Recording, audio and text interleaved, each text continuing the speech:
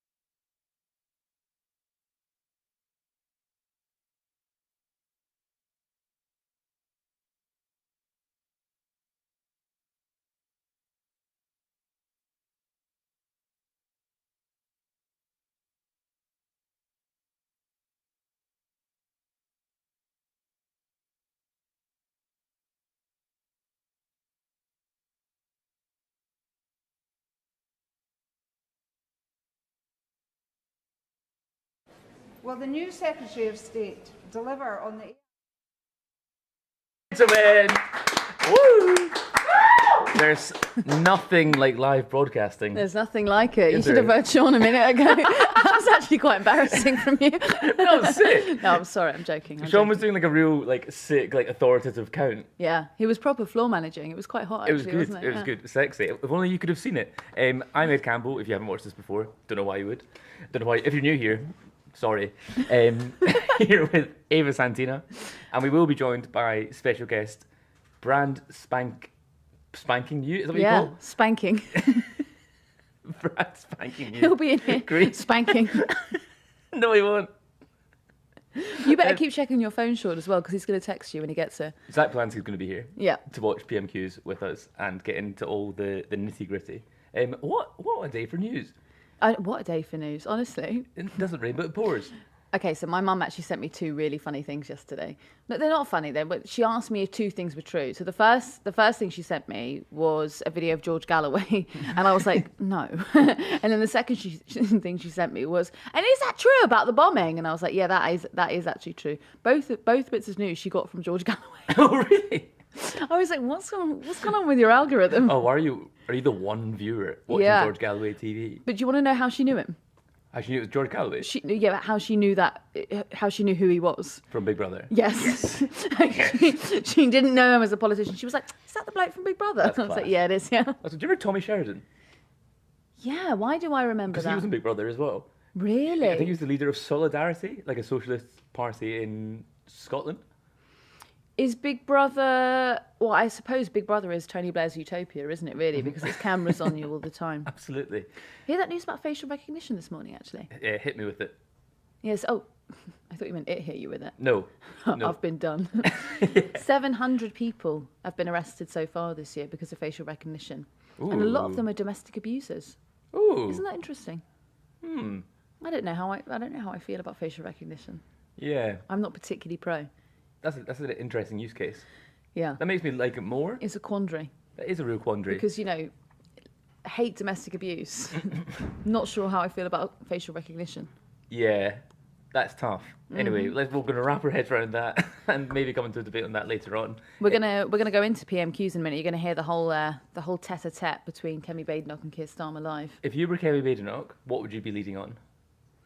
Well, I mean, last week I would definitely have led on Angela Rayner's stamp duty. I don't know what she went on the economy for. So, I mean, you got to think she probably will go rogue, won't she? She'll probably go something about why is the weather bad. Surely you do Mandelson. She's nuts to not do Mandelson. Yeah, like, you have to do Mandelson, which means she will not do Mandelson. She'll do, like, PE in schools. Yeah, she will. Or something, like, absolutely... Uniform. Yeah. She'll probably go off the meeting with that Keir Starmer had with the Israeli president. Oh, no, she won't, because that... Because she'll be pro of that. Oh, she'll be pro that. Yeah, you're so right. First of all, Prime Minister, job well done. Yeah, love it. We stand by you. She'll probably go off the speech that she did on Monday, right? So the Monday speech was, I want to work with you on welfare. Which is obviously, like, he's going to be like, no, get fucked. It will be economy-based, won't it? It will be like Rachel Reeves should face this. Why was she not shuffled out or something like that? Because there was a lot of talk about whether Rachel Reeves would have been shuffled out of Chancellor. I don't know where these sort of like little sort of murmurings come from. I do think that a lot of it is sort of briefed by Tory MPs who don't actually know what's going on, or Tory advisors who want to see that outcome and then so try and get that into the papers. Because with all due respect, some of the people I was speaking to about the reshuffle, friends of mine, but who don't necessarily know the Labour Party very well, I was like, where would you have got this piece of information? Like, you really have just made this up. See, if Kemi Badenoch doesn't go for paedophile's friend is your ambassador, yeah, she should be. They have to have an election. She has to resign. We're going to go right into that, by the way, with Zack Polanski when he gets here. Yes. We're gonna unpack that. But I just would like to say the absurdity of, don't get me wrong, I do think it was wrong that Angela Rayner didn't pay her correct amount of stamp duty. But if you look at what Angela Rayner had to resign over and what Louise Haigh had to resign over, which was it was fraud, it was for not reporting a mobile phone that she had reported stolen, but then it turned out she still had the mobile phone and it was years and years ago. If you look at the way that those 2 women were sacked and also the reshuffling of Lucy Powell, so she was sacked as well. Those 3 women, how they were treated in cabinet compared to how Peter Mandelson is treated. I'm just saying it's not looking good. It's not looking great. Should we listen in? Are they standing up? I think they are Oh, standing. here he is. He's just had his first question. Okay, we'll be Starmer back. at the dispatch box. They violate Qatar's sovereignty. They do nothing to secure the peace that the UK and so many of our allies are committed to. I spoke to the Emir of Qatar last night, soon after the attack, to convey our support and solidarity. He was crystal clear that notwithstanding the attacks, he would continue to work on a diplomatic solution to achieve a ceasefire and a two-state outcome. He and I are on the same mind on this, Mr. Speaker. That is why I met President Abbas on Monday and why I will meet President Herzog later on today. I will be absolutely clear that we condemn Israel's action. I will also be clear that restrictions on aid must be lifted, the offensive in Gaza must stop, and settlement building must cease. But, Mr. Speaker, however difficult, the UK will not walk away from a diplomatic solution. We will negotiate and we will strain every sinew, because that is the only way to get the hostages out, to get aid in, and to stop the killing. Mr. Speaker, last night Russia launched drones into Poland in an unprecedented attack. I've been in touch with the Polish Prime Minister this morning to make clear our support for Poland. We will stand firm in our support for Ukraine. With our partners and through our leadership of the coalition of willing, we will continue to ramp up the pressure on Putin until there's a just and lasting peace. Mr. Speaker, this morning I had meetings with ministerial colleagues and others. In addition to my duties in this House, I shall have further such meetings later today. Just to say to the House, I've sent a letter on behalf of Parliament, a letter of condolence to the royal family on behalf of the sad news of the Duchess of Kent. Right, let us come back to Dr. Luke Evans. Here, 1 year on, the country's seen a Transport Secretary resign over fraud, an anti-corruption minister investigated for corruption, a homelessness minister make tenants homeless, and a housing secretary not pay tax on her second house. Prime Minister, we've also had a Prime Minister who accepted more freebies than any other MP in the last Parliament. Is this the integrity he meant when he came to government? Well, Mr. Speaker, here's the difference. I strengthened the ministerial code. I strengthened the independent adviser. The Deputy Prime Minister referred to herself to the adviser. It was a clear finding, and she did the right thing. Mr. Speaker, contrast that with the Shadow Foreign Secretary. She was found to have broken the code under the last government. What did the Prime Minister do then, Mr. Speaker? He ignored that.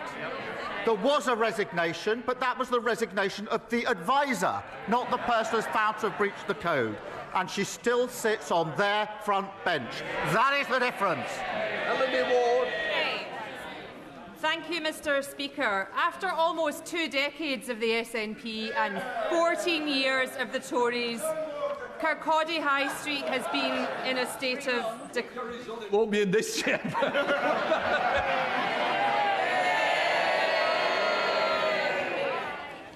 Thank you, Mr. Speaker. After almost 2 decades of the SNP and 14 years of the Tories, Kirkcaldy High Street has been in a state of decline.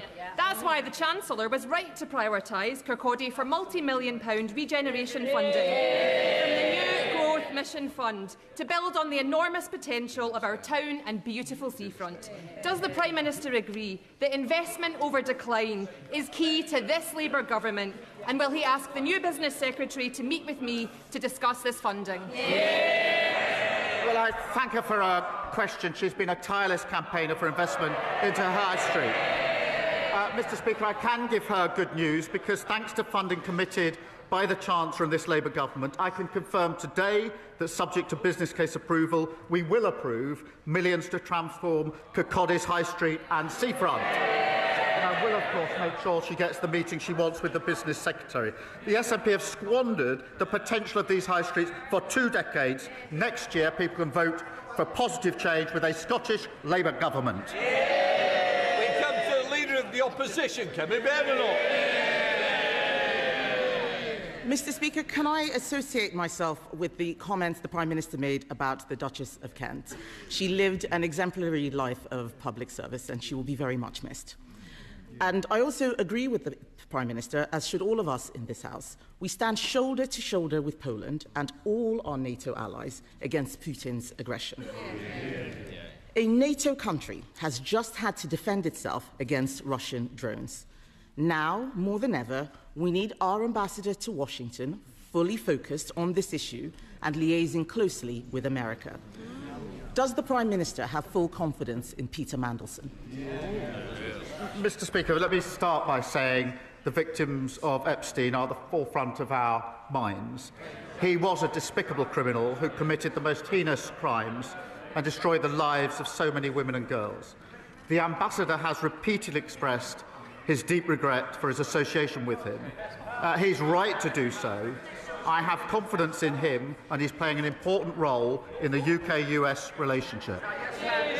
Badenoch. This is interesting, Mr. Speaker. He says the Ambassador has expressed full regret, but the victims of the paedophile Jeffrey Epstein have called for Lord Mandelson to be sacked. And just so the House is aware, in 2019, Jeffrey Epstein was convicted of child prostitution and sex trafficking that took place between 2002 and 2005. That is the precise period which Lord Mandelson called Jeffrey Epstein his best pal. Was the Prime Minister aware of this intimate relationship when he appointed Lord Mandelson to be our ambassador in Washington?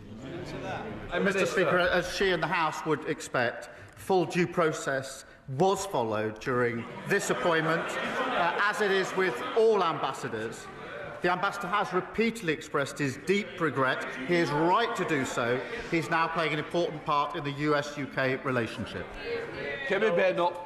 Mr. Speaker, I asked the Prime Minister if he knew. The fact that he didn't answer indicates that he probably did know. I wasn't asking a question about process. I was asking a question about his judgment. The Daily Telegraph reports today that while Lord Mandelson was Business Secretary, he brokered a deal with Jeffrey Epstein while he was Business Secretary, and that this occurred after Epstein had been convicted of child sex offences. Given this new information, does the Prime Minister really think it is tenable for our ambassador to remain in post? Mr. Speaker, the relationship between the US and the UK is one of our foremost relationships, and I have confidence in the ambassador in the role that he is doing. Kemi Badenoch. Mr. Speaker, I think it is embarrassing that the Prime Minister is still saying that he has confidence in a man who was brokering deals with convicted child sex offenders while sitting in government. That is a disgrace. This government has repeatedly refused to declare Lord Mandelson's full interests. And as part of the appointment, there will have been extensive government vetting, including details and timings of Peter Mandelson's dealings with Jeffrey Epstein. So will the Prime Minister publish all these documents, including those about his interests? Well, Mr. Speaker, as I say, full due process was gone through in relation to this appointment, as would be expected.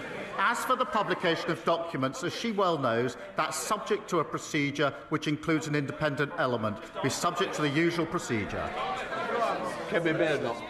The Prime Minister cannot answer any questions. That is not the behaviour of someone who has full confidence. The Ambassador should be in the White House talking about how we respond to an incursion into NATO airspace. Instead, he is giving interviews about himself to The Sun. This is a man who already had to be removed from cabinet twice, and now we learned that he was brokering billion-pound deals with Jeffrey Epstein while Business Secretary. I didn't get a proper answer. He's talking about process. This is not about process. This is about judgment. Just last week, I told him that he should sack his Deputy Prime Minister. They all cheered and congratulated themselves. She was gone 2 days later. His face too is broken, and he's got a totally new front bench. So I will ask him again, will he make sure that these documents are published, and will he actually instruct Peter Mandelson to publish all his correspondence with Jeffrey Epstein?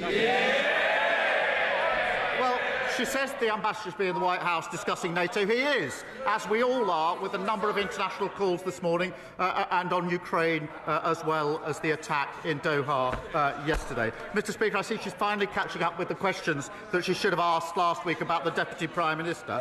In the meantime, Mr. Speaker, we have been opened up a new schools-based nursery. On Monday, we had the Defence Industrial Strategy. On Tuesday, we published NHS league tables to push up standards. We reopened Doncaster and Sheffield Airport yesterday. And today, we've set out how we're repairing the concrete in our hospitals. A load of waffle and whataboutery, Mr. Speaker.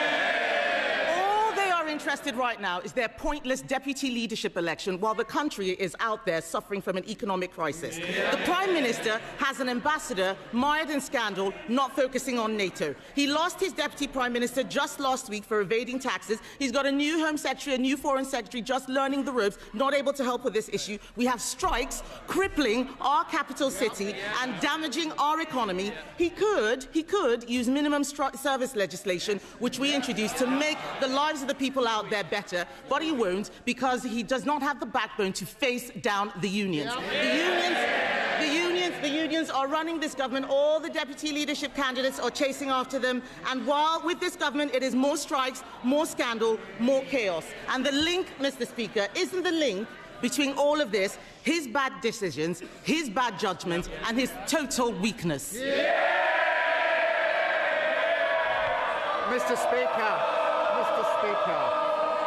Mr. Speaker, our Deputy Leader contest started this week and ends on the 25th of October. Their leadership contest has been going on for months and will continue for a very long time. And all this noise from the arsonists whilst we're putting out the fires that they left behind. Interest rates and waiting lists, Mr. Speaker, down. Wages, investment and deportations up. And now we're stepping up defence spending, creating new jobs, driving up standards in our NHS and rebuilding our crumbling schools and hospitals. This is a government of patriots fighting for working people. Tom Rutland. Thank you, Speaker. This Labour government...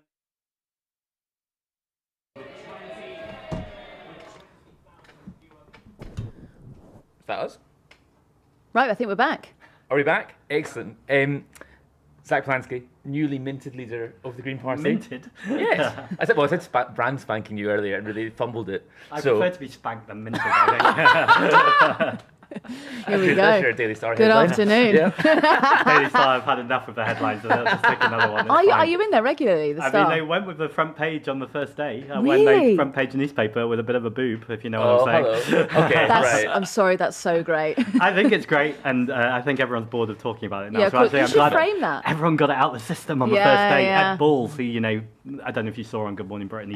Well, I don't think he painted himself in glory there. I think that's fair to say. But, we'll never know. His Home Secretary or his former Home Secretary wife might have a different opinion. Who knows? Wasn't that a fantastic interview they did? Husband and wife interviewing each other. I think it'd be remiss of us not to acknowledge we made great comedy hay over the boob stuff for about a year. Came up with Sadiq Khan's. Yeah. The joke being, what if you just gave Sadiq Khan... You tell this story every time I come on. Well, that's good. It's a story that never stops giving. Sorry.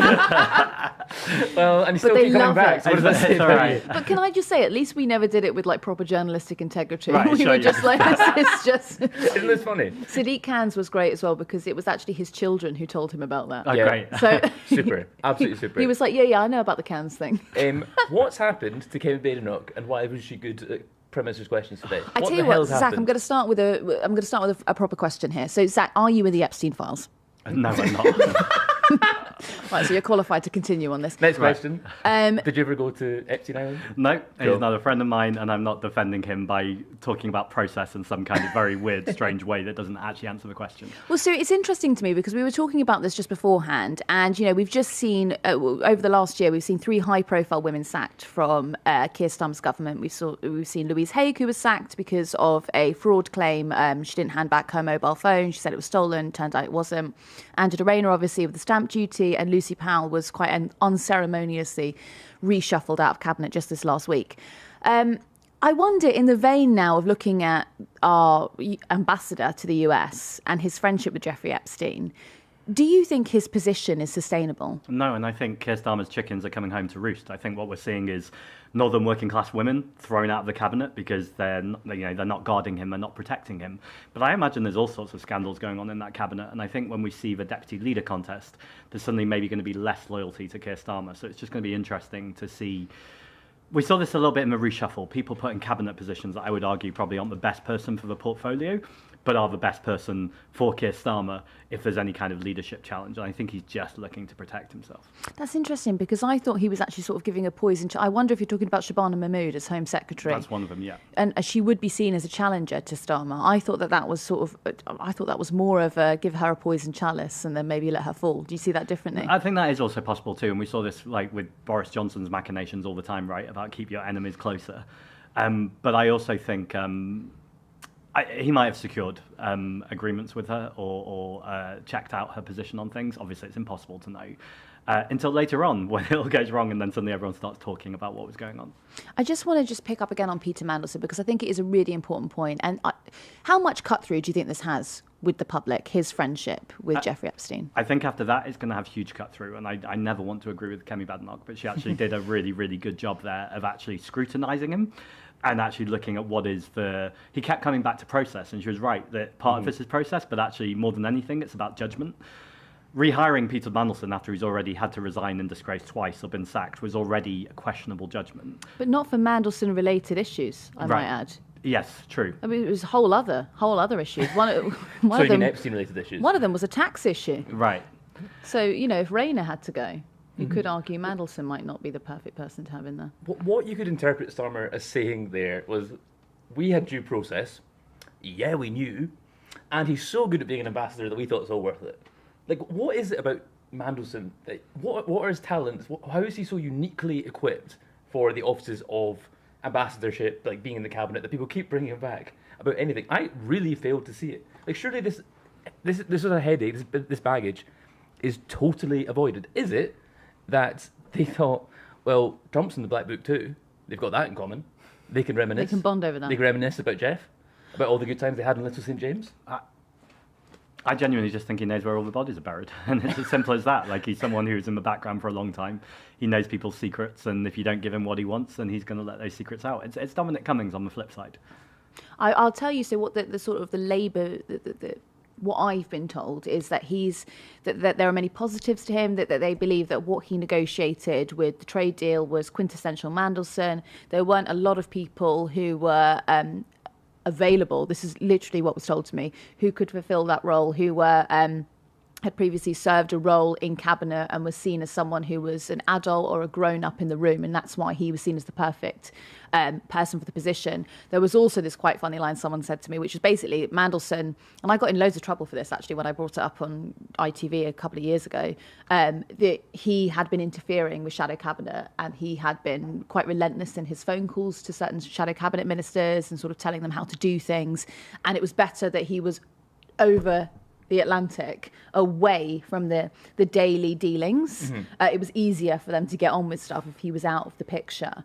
But from your standpoint, when you're looking at Mandelson, do you think that that's enough of a reason to appoint him as ambassador, or perhaps you might see someone else who might be a better ambassador for the UK at this time? I mean, it's a constant recycling of people as well, where you go, are these really the best people for the job? And something I'd reflect on is Keir Starmer yesterday called me and the Green Party plastic progressives, and I don't like to name call, but this is the man who is cutting disability benefits, reducing welfare for some of the most vulnerable people, ongoing a genocide in Gaza. And so I don't name call, but actually I do want to ban, plastics, and I don't want empty plastic containers. And that's ultimately what the Prime Minister is at that point, when we see that kind of speech that he gave at that dispatch box. This is a man who stands for nothing. He has no morals, no values, no principles, and he will defend Peter Mandelson up until the point he thinks he needs to for his own career. And I think that's the only thing he cares about at this point. It's interesting, isn't it? Because there's got to be a tipping point. I mean, surely they're not, the Epstein story is bigger than everyone. It's bigger than Westminster. Yeah. It's got huge, support is the wrong word. It's sort of, huge interest. It's one of the biggest stories in America right now. In the world. And do you think this makes us look bad on the world stage? I mean, it looks bloody awful. I suppose there's one other thing that I hesitated to say because I don't want to go into conspiracy theory, but it's an experience as opposed to a fact. Peter Mandelson, a year or two ago, called the Green Party like a bin fire of the hard left and free Palestine. I mean, don't threaten us with a good time. But that's essentially what he said. And so people gave me a chance to respond to it. And I was just aware with some media organisations how quickly they were to defend Mandelson in that conversation. Now, that could just be that he has mates, and people in journalism are mates with each other sometimes, and I don't think that's necessarily the worst thing in the world as long as they're still holding politicians to account. But I think there's a particularly friendly relationship that you see there. You start to go, what's that about? I put Jonathan Ashworth in that category too. Like, he lost his seat, and suddenly he seemed to be on every single media programme going. And he's an affable chap, so I get why. Affable chap, who talks like that? He's friendly. And so you're reaching out to middle England. Yeah, there we go. So I get that he creates those relationships and there's no conspiracy there, but you do start to go, sometimes it just feels like it's a little bit more than that. And you go, why are these people constantly platformed? And particularly when they fail or when they lose their seat, you still kind of constantly hear from them and they're still able to set the agenda. Whereas Shocker Adam, the man who replaced Jonathan Ashworth, the independent MP, I genuinely think I've seen him interviewed once, which was on the Owen Jones show. And I say this too because I was at a protest last night and Iqbal Mohammed introduced himself to me. And it occurred to me afterwards that I wouldn't have known who he was if he hadn't said to me, my name's Iqbal Mohammed. I was like, oh, I know who you are, etc. And we got into that chat. But totally absent from our media. And that feels like very deliberate choices. Why do you think that is a deliberate choice, though? Because I'm going to push this back to you. The argument, I suppose, would be that Jonathan Ashworth was ousted, and so he probably makes quite good television because he's bitter. And also from the perspective of a producer, you'd probably make the assessment that actually, because he's outside the Labour Party, he's a little bit more free to speak his mind.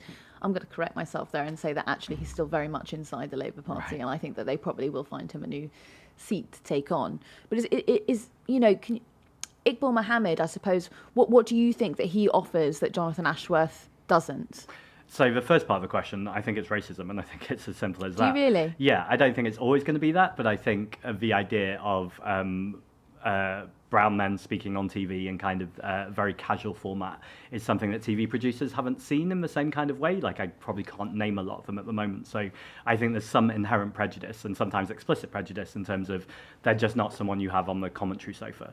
Now, I want to caveat with all of these comments that, as I just said, I've only met Iqbal once and it was yesterday for about 30 seconds. So it might be they're banging at his door and saying, come on our show. And he goes, I don't want to do TV or radio, in which case I'd be very wrong about I interviewed him just the other day. He was very up for it. Oh, really? Yeah. Okay, so there's a good... So it does seem like there's something kind of... He's talking to independent media, but he's not being platformed on kind of what we call legacy or mainstream media. I think more widely too, I think people who are threats to power and establishment, I'm pausing as I say this, and I'll tell you why I'm pausing, but I'll say what I was going to say. People who are threats to power and establishment tend to not get platformed. I'm aware of how much platform I've had over the last couple of weeks and Member months. of the establishment now, fellas. So I'm starting to kind of question that, and I just go, actually, sometimes if people are good TV, or someone from the BBC who I won't name said, after I went on Newsnight just for video clips went crazy, and they said, if you keep doing that, you're going to be on TV and radio a lot, and we're going to keep hearing from you. So I do think there is a part of politicians to go, what do I need to say that's going to be interesting and engaging and cut through? That's part of it. But I do think there's a much bigger part, and then we come back to the Mandelson thing, where there's a establishment circle that decides who is platformed, who is not platformed, who is protected, and who is challenged. Can I come in on that? And in a less conspiratorial manner, I think some TV and radio producers are really lazy. That's very true as well. They're also, even the ones who aren't lazy, are incredibly pushed for time. Right. And so, on the other end of experience being booked, sometimes you get the feeling that you are just in a barrel marked woke. Right. And be like, I got an offer last Sunday to go on the radio and defend. There was polling that suggested Gen Z won't fight for this country. Right. Something that I don't really have any interest in, sure. or journalistic interest in, but I'm just clearly in some database and who's woke lefty nonsense. Who can we get on? You definitely do have. I mean, I was a producer for 7 years, right. And you do have. I mean, particularly where I worked, you would get 4 minutes to get someone on the radio. Sure. This is not in defence, by the way, of not getting good names on, because you would have more long-term planning time that you can actually get on new voices, and you can work to build those relationships. But a lot of the time, you would sort of control F through your contact book, and you'd be like, oh God, we're talking about climate. And then you'd control F climate. Okay, he's picked up the phone. Probably Roger Scruton. That'll do. Yeah, go and get him on, because you are so pushed for time. I mean, it's a really bad model, and I'm not defending how it works. I think that's a bit of a behind the curtain, though. And I think on the left, it's easy to bash the media, and I think we should, because it's fun. But also, I have reflected as a politician. I did an interview the other day with Channel 4, and they gave me some feedback that their email box just blew up with people saying, he actually answers a question. And I'm just like, okay, if politicians answer questions more often, then maybe people will book them more, because the conversation's a bit more productive. Yeah, for Even sure. if you don't agree with my answer, I'm often fine with that. I just think I'd rather you know what I think and I'll justify it, rather than what Keir Starmer just did, which is that kind of, I'm not going to, obviously it's very different being at the dispatch box to an interview, but we see him do this in interviews too, which is, I'm not going to tell you if you're right or you're wrong. I'm just going to keep using words in various formations that actually mean nothing, where I'm not going to offend anyone or say anything. And that's kind of the politics we often have right now across most of the parties. What I thought was interesting, and you went to, you took the fight to Farage, you went to Clacton-on-Sea. Yeah. And bumped into newsagents. Was that... I assumed that was arranged. No, total accident. I was trying to have a day away from the media. That was the whole point. I was like... Oh, good, because I was really offended by that, because I pitched this idea to Zack. And I was like, oh, so he just went with the newsagents? No, not at all. So I'd done about 70 interviews on day one and day two, and I wanted to make a point of, I don't just want to be someone who tours media studios, I want to go out and speak to people. So deliberately didn't take media. That's so funny. Went there. Emily Maitlis, when she saw me, could not have got to me quick enough and put the microphone in front of my face quick enough with, why are you in Clacton, Zack? Really fascinating day, though. And actually what I really love is, so I've just launched a podcast, Bold Politics. This is podcasts promoting podcasts. This is very meta. That's how it works. And I've got lots of amazing people coming up in the next few weeks, but people that people know, famous people. We haven't had an invite. No, well, you guys are welcome anytime. But actually, I met a man in Clacton who'd just come out of prison, Irish man, who said, I don't hate migrants, I'm Irish, it's in my blood. But look at my town, his words, not mine, it's a shithole. Like, how can we have more people come here when my town looks like this? And I kind of stood on the street just chatting to him through it, and I was like, actually, this would be a really interesting podcast. So I've got him coming up very soon as a guest. Oh, that's so interesting. Great. So I really want to use the platform for that. So it's not just platforming experts or interesting journalists. But he is an expert. Because very good point. Because he's grown up in that area, and I think that this is the whole...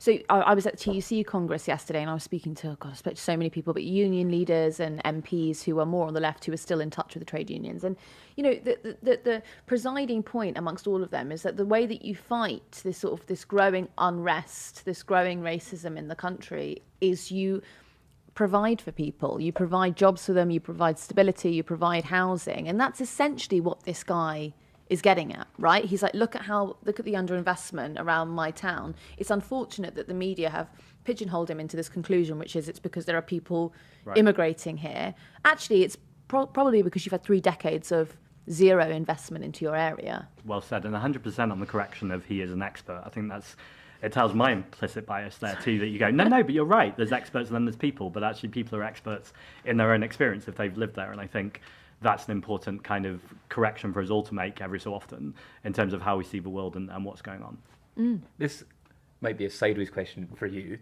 I imagine, were you following the Reform conference? A fair bit. I was talked about on day one of it, which was not in my bingo card. Yeah, David Bull said that I was going to decimate the 2 old parties, which, I'm planning to do pretty well, but decimate the 2 old parties feels like Reform are setting my objectives. That's some real slander there, isn't it? I'm sceptical of my friend is your enemy's enemy and all that kind of stuff. I want to see Reform go down too. You saw the Polanski bounce yesterday, right? Yes. Reform came down, Greens went up. Absolutely. I try not to over-egg it because it can be in the margin of error, but Polanski bounce there's got to be a TikTok video in there somewhere.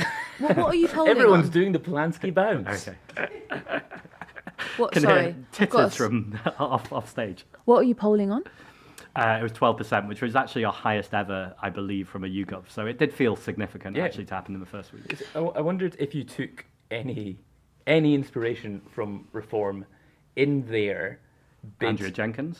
Yes, no, in sort of their bids to professionalise and their bids to sort of, I think it evidently didn't work at the conference, I imagine there was quite a lot of embarrassment about like the fringe movements that were there. And I think you made a big play in your leadership campaign about not just banging on about green stuff. Yeah. It's what people know about the Green Party for, obviously, and it's not the Green Party is a very broad church. Right. Have you taken any inspiration from that Reform's efforts to professionalise or to get people more on message, or are you worried about any fringe elements in the Green movement? Yeah, so I think there's a few things there. First of all, I think my much bigger inspiration is Zoran Mamdani, and I would say he's moved away from that kind of glitz and glamour that we saw from Kamala Harris, for instance. So I think it's tempting to look at the Reform Conference and go, wow, doesn't it look incredible? And to be honest, it does look amazing in terms of like the lights and the amazing, sound. but then you hear what they're saying. Exactly, that's the point. But also, I think these things go in cycles, and I think there was a moment, particularly under Tony Blair, where it's kind of these big set pieces, isn't this exciting? And then I think we're in a new moment now, which is much more exciting, which is much that kind of, I think you guys epitomise this too. I was about to sound rude when I say this, but that kind of raw, what's and all, like, unpolished. You're going to hear the chatter, and it's just going to be very real, and people having conversations. I mean that in the best possible way. The second thing I thought... Go after the production. The second thing I thought this was really interesting was The Telegraph reviewed my podcast, which I didn't ask them to, and I was gutted they gave it 2 stars. I would have loved 0 stars from The Telegraph. I didn't quite get it. But something they wrote in there where I thought, wow, I'm not even being shady here. It just demonstrates the difference in the way you approach something. They said they gave it 2 stars because I was sat with who I think is the amazing Ash Sarkar, and they said I wasn't a real leader because I'm sitting there just listening and I'm still learning. And for me, like, that's a very, like, essence of leadership. Of a podcast. Yeah. You invite a guest on to listen Yeah, and not reply just to talk them. at them. Yeah, Exactly. so anyway, Ash, I've invited you here. Shut the fuck Right, up. yeah, exactly. You can talk for too long. It's me and Ava's time to speak now. I'm sure that would have gone down well with Ash. I'm sure she would have loved that. But I think it comes to that too, is like less of like shouting from the stage and preaching, but actually more getting on the streets in Clacton. And even when I released the social media video, my only reflection on it now is I think I talk 5% too much in that video. Mm-hmm. I think the much better bits are when you're hearing from the stars, which are the people on the street, and good questioning gets the ideas out of them so you can still tell the story that you want. But I also felt like, there's a bit I want people to hear, which is I want to lower bills, tax multimillionaires and billionaires, protect the NHS. So that felt like that needed to be in the video. But I think through even better questions, I could have got people to say that anyway, and implicitly people would have known that's what I stand for. But anyway, we're always learning. Onto the fringe part. This is a constant thing in the Green Party because we're a very democratic party. It's 1 member, 1 vote. And that means that any member of the party can go to the press at our conference, for instance. And there's been more and more press around. And in fact, at the conference next month, more press than ever before. Any Green Party conference in history are massively booked. And it's still going up. So it's going to be a very, very busy kind of press attention conference. And so I've got a choice then as leader. It's not really my choice because we're democratic. I've got a choice along with the membership. Do we go, we're going to have a very, very stage managed thing where no one is allowed to speak to a member and this never happens?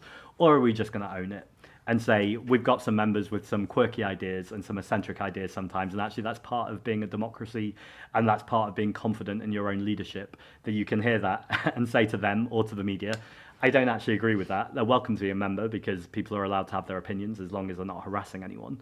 And actually we're so much more than the sum of our parts. So it's interesting because Reform tried to professionalise it, but they still have the anti-COVID kind of vaccine speech going on. I think that is their right. Do you know what I mean? Right. I think it is their right. And, you know, what you're talking about there about, you know, whether you stage manage it, you know, because this is a conversation that political parties have all the time around conference season. Right. Like, you know, this is something that the Conservatives have done for a number of years. We have been rejected from... Well, actually, I think we could have got into their conference this year, but that's not saying much. But most years we are rejected. Most hustings we are rejected. And a fear of that is that it's the members that they don't want us speaking to.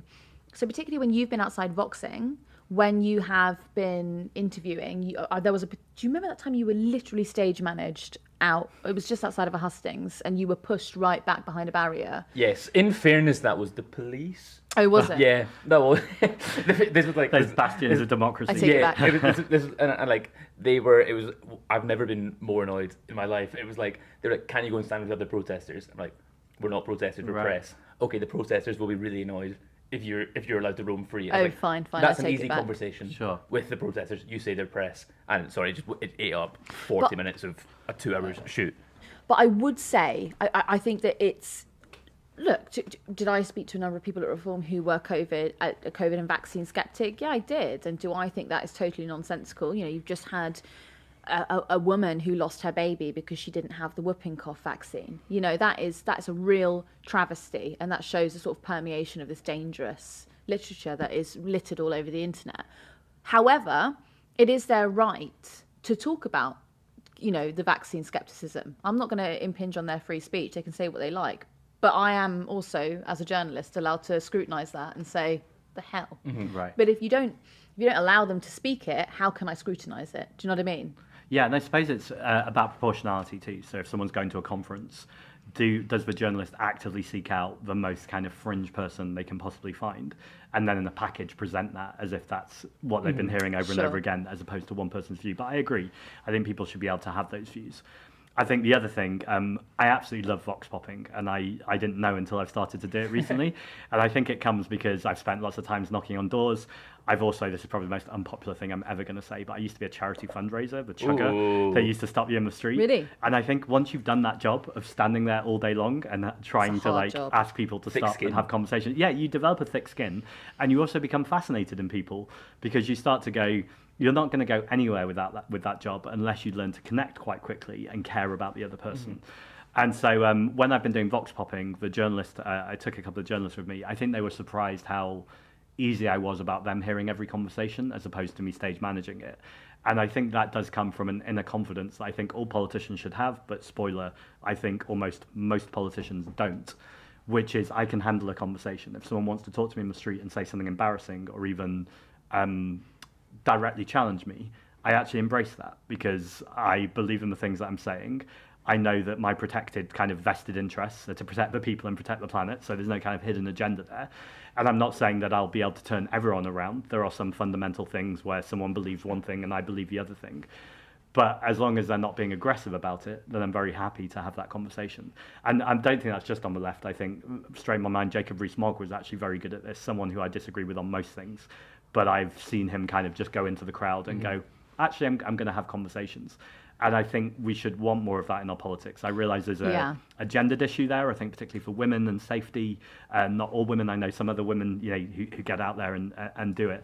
But I think there's complicated conversations about how accessible are our politicians, which is partly a safety issue, but much bigger, I think, them kind of shutting themselves away because they then actually meet a member of the public who might disagree with them. I think it's interesting. This is actually not really related to what you were saying, but it's kind of it's smart. This is what I wanted to say. Sparked a thought. You said something about northern women being treated in a certain way, and I think what's quite interesting about this Labour Party deputy leadership is a lot is being made of people's identity. There's a lot of talk of there should be a northern woman as the deputy leader. You're a gay Jewish vegan. You didn't really make much of that your identity during the leadership election. Do you think that issues of identity like that are a substitute for policy? I think they can be, and I wanted to relentlessly focus on the campaign, and now I'm leader. Go lower your bills, nationalise the water companies, tax the rich. So I didn't want to kind of lead with those things because I felt like they were distracting from that issue. That being said, now we're having a conversation about it. I think I'm the first out gay man to lead a party in England and Wales. We've had Adam Price in Wales for Plaid, and we've had Patrick Harvey for the Scottish Greens, but for the first kind of binational party. And do I think that's a big deal for myself? Yes, I do. And that's only because particularly young gay men stop me in the streets, and they have been doing, and saying what it meant to see me kiss my boyfriend live on the TV when I won. That's and really that was nice. A real moment. And so, I think that is important. And I also think being Jewish in this moment and talking out against Zionism and against the genocide also feels like an important moment because of my identity. At the same time, I think we've seen identity weaponized over and over again. Kamala Harris, again, being the most obvious in America, where there was no primary and kind of... I don't know her politics well enough to say that she was just pushed to the front because the fact she was a woman and a woman of colour. But I think it's fair to say I didn't see a huge amount of competence in the interviews that I saw with her. Now, I want to be really clear, I don't see a huge amount of competence in Donald Trump, and there's no comparison there. She was clearly the better candidate. But I think the better candidate to the worst candidate, I think people have got sick of, and actually they want someone who's really, really bloody good and the best person for the job as opposed to the least worst. So these things are tricksy because obviously Ash Sarkar wrote a really interesting book about this, Minority Rules. Probably up there somewhere. Yeah, should be around. And I agree with much of it and all that I just said. And I disagree with some of it too, in terms of... Well, I don't, because I had Ash on the Bold Politics podcast, and I talked to her about some of my disagreements, and I found they weren't disagreements at all. There was more nuance in the book. So I said, for instance, around trans rights, that sometimes you then hear the right jump on this and go, see, trans rights, it's just identity politics. And I'm like, no, if you're trans, You need politicians right now speaking for you. You need to know that someone's got your back.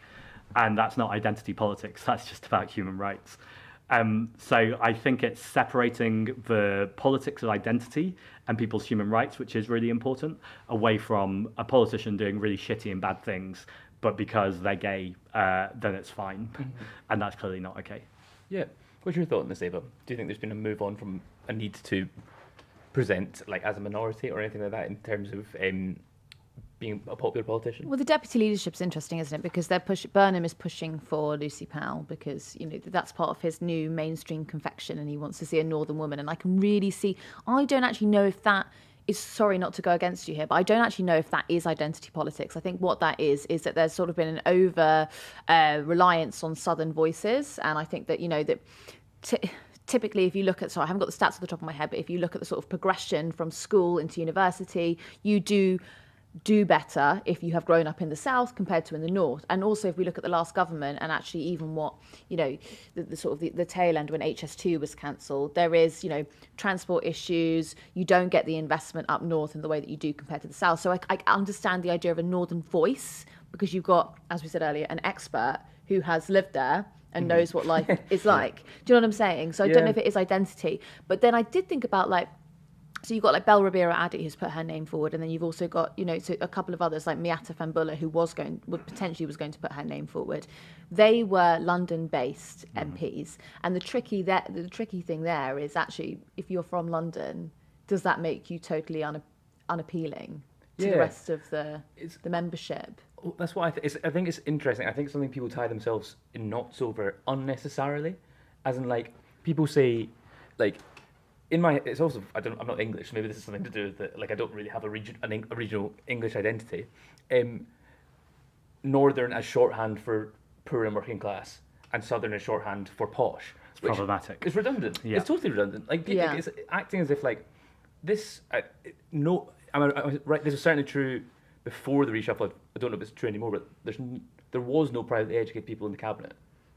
And yeah, it was the most state school cabinet ever. But I would stress though, the problem that you've got is that firstly, if you have received pronunciation as your accent, you are likely to progress better. You are more likely, I think it's certainly changing now, but you are more likely to get booked for a media appointment. You're more likely to become a newsreader. You're more likely to be on the BBC News at 6 p.m. You just are. And I think that's one of the big barriers to entry from, you know, I mean, you even look at like, you know, big names who are across television who are from the north, they do, this doesn't apply anymore, but certainly the last 20 years, they will dial down their accent. And that's, you know, that's sort of where the divide is, visible divide. And I think the Scottish accent, obviously that there is like, it sort of has, because there's sort of an English ignorance towards the Scottish accent, you won't experience the same sort of classism that people in England will experience with each other. Does that make any sense? Yeah, I also get the reverse. People assume I'm rough, which is really stupid because I'm not at all. I think it's for hat actually. Take I'm wearing a baseball cap. But I do think class. I mean, it's so self-evident, but worth saying. Like someone who lives in Kensington, who lives on a council estate, probably shares so much more in common than someone who lives in Leeds, like Gipton and Hare Hills, than they do with someone in the same city as them who is super wealthy. Like, I think class is the thing that joins people together. I mean, look at Grenfell. You know, that's in one of arguably one of the, you know, the richest boroughs in the country. It's in West London, and what, you know, the divide is so nuanced. But, you know, so carry on. And also to not reject identity politics entirely. So Mottin Ali, who's my new deputy leader, he lives in Gipton and Hare Hills. That's why it was on the mind. And I've just noticed the difference already in the conversations I have with him and Rachel Millward, who's the other deputy leader, who's from Wealdon. She runs the council there, Cher runs it. The conversations that we're having just in team meetings have already expanded because of having representation from the north and from a working class town. I'm from the north, I'm from Manchester, but I think I've lived in London a long time. And you just start to go, I'm really glad that this point of view is now in this conversation. In a way, it would have been in the conversation before, but you would have had to go find it and go get that expertise from people. And I think it's really important in all leadership positions or people running organisations, you have as broad a range of views as possible. I don't think because you're Metropolitan North as well, right? So that you're going to provide a totally different perspective from someone who is from rural North, right? Totally. Yeah. And that's why it's great that Rachel Millward runs a rural council, because she's also in in those conversations. And it's interesting too that the points of view that when we have conversations don't always typically go, oh, you're from the north, so you're going to think that, or you're from a rural seat, you're going to think that, because people are people, right? And we're more complex than just the box we're put in based on where we live. The other observation I'd make, and it comes back to the beginning of the conversation we had, is of all the interviews I've done, I've had loads of questions about Martinelli from people and almost no questions about Rachel Millward. Now, well, she is a woman, though, Zach. Right, okay, so they're letting them be politicians now. It's crazy. So it's almost that she's invisible. And so I'm not being disingenuous. You know, Mottin on October 7th made a comment that he's apologised for, and so a lot of the conversation started there. But the other thing I've been saying, and I still stick by this, is I'm a Jewish man who is like absolutely traumatized by the genocide that we're seeing every day. I can only imagine what it's like to be a Muslim man with family very connected to Palestine. And I think, you know, words that are unwise are not the best use of words at the time as compared to criticizing a government that is arming a genocide. Just the disproportionality of how these two things are equated has just become really obvious to me in the last week, that the media seem angry that, not all the media, but some parts of the media seem angry that a brown man with a working class accent who shouted Allahu Akbar when he won as a council seat, how dare he be the deputy leader of a political party? Like, there's a real tone of that. I would add as a caveat there, and this is not going to make me popular with our audience, but I do think it's a journalist's right to ask questions. Sure. Because I do think, I haven't got the statement right in front of me, but I do think what was said on October 7th did need scrutiny. I think that there was questions that should be asked there, but I appreciate that you probably were asked 50 or 60 times on the media round, and so you're probably at like a different stage of it than where the public are. I think scrutiny is massively important, and actually I think I was on a newscast when, sorry, I should stop naming other podcasts. Listen to Politics Joe. No, I really like newscasts, they're great. It's fine. And they asked me about Bold Politics, my podcast. Are you avoiding scrutiny? Like, should politicians be starting podcasts? And I was literally, and it's the same answer to you guys. Anytime you want to put me in front of a microphone and ask me questions, no matter how difficult the day is, it's my job to answer questions to you guys. It's also my job to work to set the agenda myself. And so having your own podcast is your kind of stake in the ground, flag in the ground, saying these are the things I want to talk about and this is the agenda I want to set. Good example, for instance, so tonight there's an immigration debate on Sky News. They're doing an interview with me afterwards. They've said they're going to give me a big chunk of time to respond to the debate. For some reason, the Greens aren't included in the debate. I'll be talking about that in the interview. And so I interviewed Zoe Gardner on the podcast around, she's a migration expert, amazing. And I thought I would ask her to brief me anyway for this interview. So why not have that briefing on a podcast? People can hear the briefing and probably hear me repeat some of the things she says to me on TV. And I think so there's an interesting moment now about how that's not avoiding scrutiny, that's almost demonstrating a further level of scrutiny. This is how I access the expertise I get in order to create the things that I say on TV, but at the same time take the scrutiny from journalists, because, you should always be asking this question. We've really got to go because we've kept you 5 minutes after than we promised that we would. And your really lovely advisor that I spoke to yesterday, she's going to be panicking. So she's really nice, her. Anyway, I would just Shout out to Georgia, who gets me everywhere on time. So just final word. Back on Peter Mandelson, we've sort of gone full circle here. Obviously, that was the main subject of Prime Minister's questions. Do you think, if that was in your party, if you discovered that your someone in a senior position had been in had shared a friendship with, would you stop laughing? And I'm trying to make a serious point here. I mean, it's just like, where can this question go? It's insane. Being like, if you knew the thing that everybody knew, exactly, about Mandelson and Epstein, what would you have done? Like, did you hit would your you have given them Zach? a senior position? It's insane. You did your best to frame that in like, oh, well, it could have happened to anyone. Right. It just couldn't have. You're doing what my internal dialogue does so often when I'm asked questions. What would you do if you were Starmer in this position right now? You know that your US ambassador has had a friendship with the paedophile Jeffrey Epstein. What would you do? I mean, it's almost the answer, what would I do with anything with the Labour Party right now? We just discussed the deputy leadership contest. It genuinely does not matter. The Labour Party are dead as a movement of change. They have completely left the field with any kind of idea of having principle or any idea of any kind of progressive politics. So you could put the most progressive person possible in the deputy leader contest. Keir Starmer, in this current guise of the Labour Party, is so corporate captured. Sure, but you seem to have avoided the question there. Would you have kept him in post? No. This is my secret defending Peter Mandelson moment. No, I actually wouldn't. You too. I just felt like it was such a boring answer. I might as well kind of have a go at Starmer.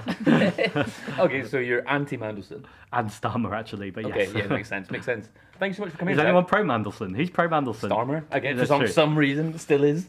I don't know. Maybe. I mean, it's interesting Kemi Badenoch went on that, though, because actually, do they have the moral high ground on sleaze and appointments? Yeah, but I mean, the guess on this they paedophile do. thing is pretty bad. Do you know what I mean? Doesn't get much worse. I mean, there is like Priti Patel took a secret meeting in Israel, and there's like you were friends with Peter Mandelson. Do you know what I mean? Like it's not, look, I'm not equating them. The scales are probably, but they're tipping to the paedophile. Yeah, but then next week you got Trump's visit. And seemingly Mandelson's going to be like there. So Starmer's going to have to stand beside like two of Epstein's best friends. Gosh. It's going to be absolutely insane. It's going to be a parade of friends of Epstein. Nice. Fuck it. You'll be there then, presumably, won't you? He's just my godfather. That's it. Yeah. I barely knew him. Zach, thanks That's so my hat again. That's Something rude about my hat, Zach. Sorry, anyway, I like your hat. Thank you. Thank you so much for coming in, Zach. This has been lots of fun. Yeah, thanks everyone for watching. We will be back tomorrow, ? Someone will be? Oh, God, I don't know, Ed. Okay, Look, well, I don't know. just, Someone don't will make be me here. work. I'm not sure who it's going to be yet. You know where to find us. Thanks everyone for watching and listening, and we will see you all soon. Done? That guy looks a little bit like Mandelson.